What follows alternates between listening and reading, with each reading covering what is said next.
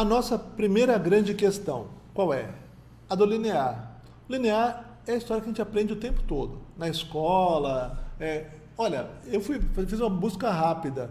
História da arte, representação, tempo, sei lá. Põe na internet, aparece um monte de coisa como essas aqui, ó. Eu vou botar aí, agora está passando lá, viu, Taré? Está passando, eles estão vendo.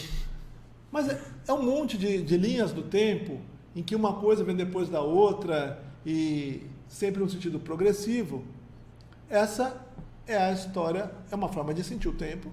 As pessoas propõem que se sinta o tempo assim, de maneira linear. Não é isso? Eu acho um absurdo quando você fala esse negócio de progressivo, que toda vez que você fala progressivo eu tenho a sensação que a coisa tende a evoluir para algo melhor, mas tudo bem. Por isso que a linearidade é super problemática. Porque ela supõe que quem está na ponta seja melhor do que quem está antes. E aquilo que não está na linha não existe. É tudo, fala assim, a grande linha da história da arte, aí quando vem aquela parte, olha, tem um exemplo aí que tem os movimentos, surrealismo, Fauvismo, dadaísmo, não sei o que lá. E o que não está aí nessa linha? Simplesmente não é importante. Então isso, esqueça. O que estava acontecendo em outros lugares ou em outros grupos não é relevante.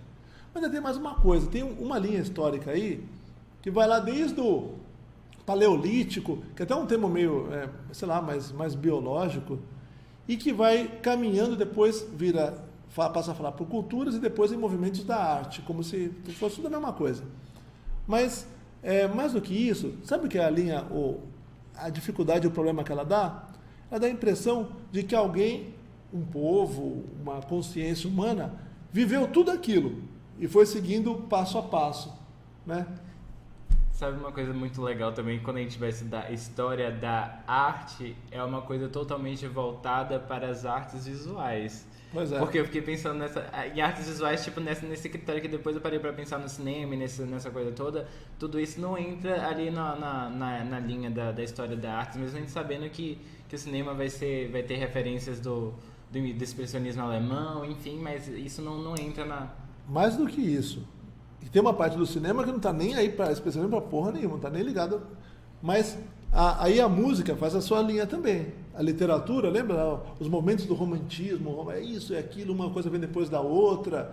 Como se tivesse um homem ou uma consciência humana que viveu tudo aquilo e foi se aprimorando, assim, não, é verdade, esqueci de ver aquilo e vai Não, melhorando. mas é isso que é louco, porque, tipo assim, por mais que a gente tenha o cinema, a música, sei lá, o teatro como arte, na história da arte, não entra essas coisas. Aparece mais as artes visuais. Bom, para mostrar isso, eu busquei um exemplo de arte linear, que eu sinto como linear, né? Talvez alguém não sinta, mas que e a arte linear, ela sempre tem um lance meio assim de poderes, sabe? Quem está lá naquele lugar, na ponta, tem mais poder, está mais inteiro. E aí eu peguei aqui os versos do Camões. O Camões, Luís de Camões, o grande poeta português, o poeta oficial, aliás, não só grande, mas oficial de Portugal, que fez ali uma representação das navegações em que eu sinto de forma muito linear. Tem um monte de palavra meio complicada aí, umas taprobana, sei lá, os negócios aí, mas ele está falando sobre a viagem do Vasco da Gama, saindo de Portugal e indo até o tal do Caminho das Índias.